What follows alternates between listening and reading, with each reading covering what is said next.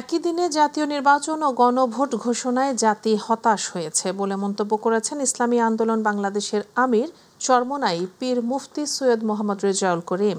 দুপুরে চাঁদপুর সরকারি কলেজ মাঠে আয়োজিত দলটির নির্বাচনী প্রশিক্ষণ কর্মশালায় প্রধান অতিথির বক্তব্যে তিনি এ মন্তব্য করেন।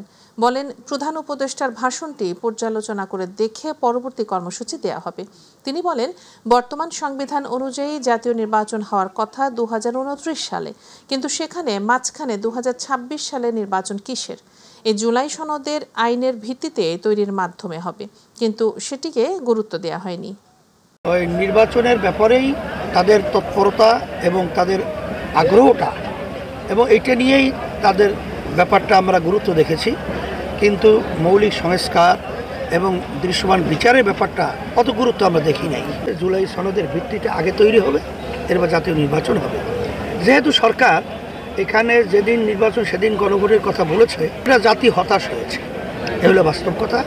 কারণ একই দিনে জাতীয় নির্বাচন আর একই দিনে গণভোট, এটা কিন্তু বাস্তবে মানুষকে হতাশা করেছে।